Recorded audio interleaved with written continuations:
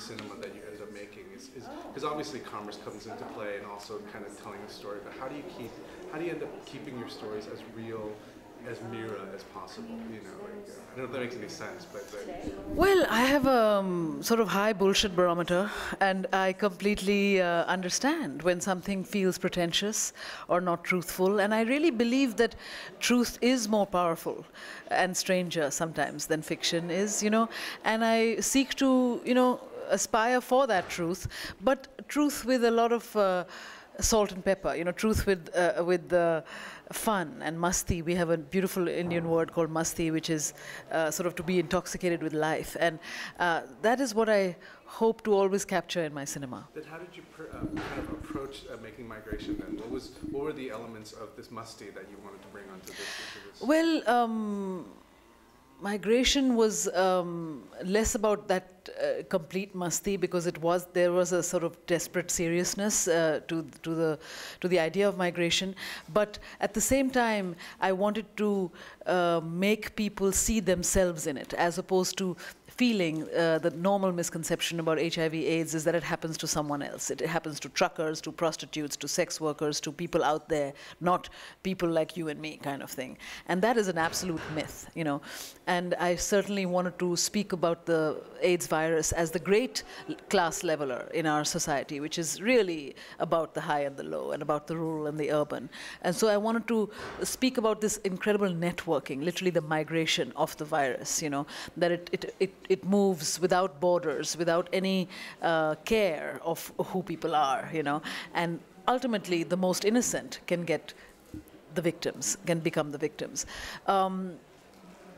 Well, as a director, you know, actors are sort of the instruments with which we go through, and I really spoke to the wonderful actors, you know, Raima Sen and Shiny Ahuja and Irfan Khan, especially Samira Reddy. These are iconic actors in India, and I wanted that precisely for the AIDS Jago series, all the 4 directors to employ people who really mean be iconic for our society, because we love cinema in India, but no one wants to have cinema feel like homework, and I really wanted to make a cinema with the other directors that would be populist in its very essence, you know, so that unwittingly, without you realizing it, you're being woken up to something that is deeply terrible and very important as the HIV/AIDS virus. Yeah. Was there any kind of guidelines that you gave the other filmmakers when you approached them to make their shorts? Were there any rules and regulations that you kind of set up? There were essentially 3 rules. One was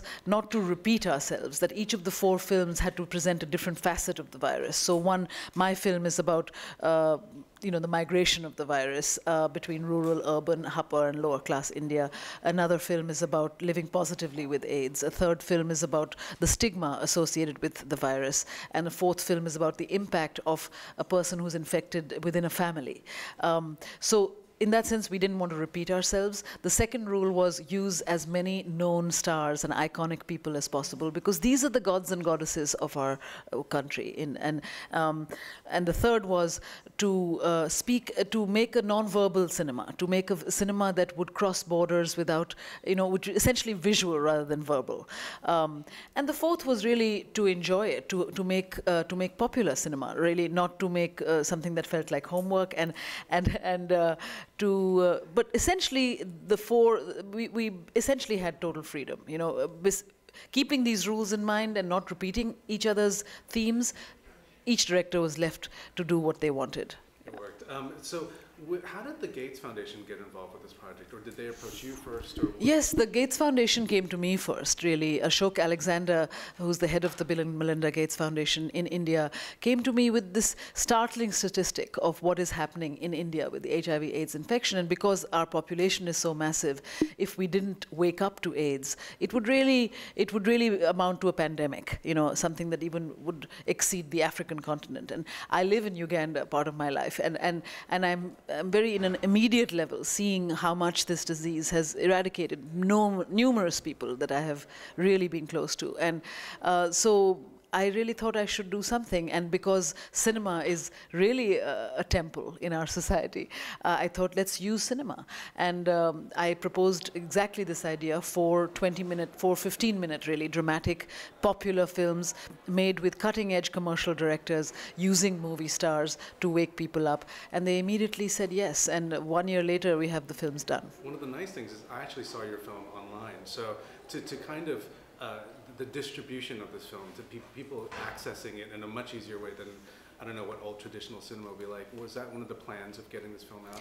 And what other plans do you have to get this out to as many people as possible? Well, the whole premise, the reason we made this film is to have millions of eyeballs look at it, whichever way. And commerce was not our interest at all. So we have many-pronged distribution.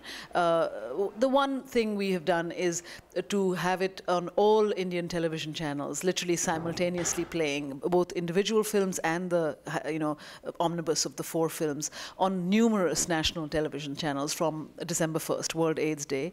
And we also have DVDs that we distribute, more than 2,000 DVDs already, and there's so much demand for it because there's so little amongst the AIDS activists. There's so little visual material that really translates this. And this was like hungrily, eaten up, the AIDS Jago series. Of course, 30 or more film festivals have wanted this film, and it's going around. It has its own kind of velocity there.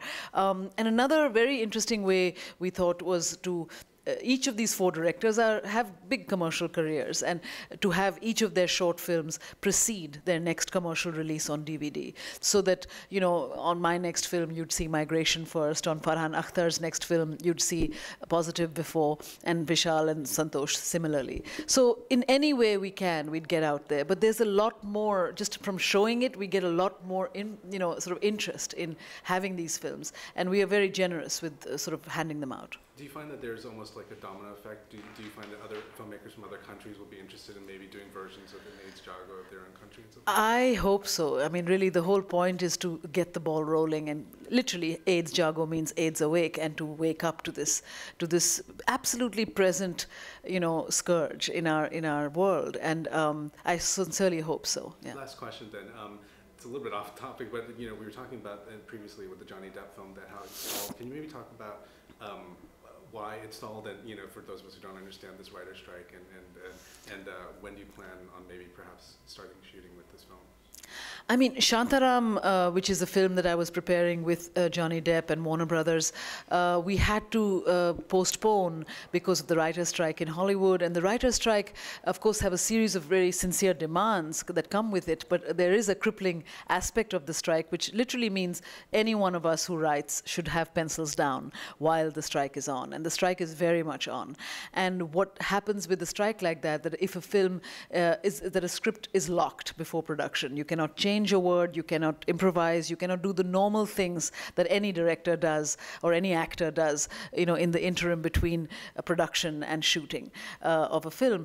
And because this is a film of really a magnitude and a big action adventure set across 3 countries, neither the producers nor Johnny nor myself wanted that kind of, hold on us. And we all decided that it's best that we wait until the strike is resolved. And the strike is not resolved yet, unfortunately. It keeps going on, and we are, with weather in India being inclement, between the summer and the monsoon of the following year, we've hoped that with everything being resolved, we can go back on the charts, on the floor by fall 2008.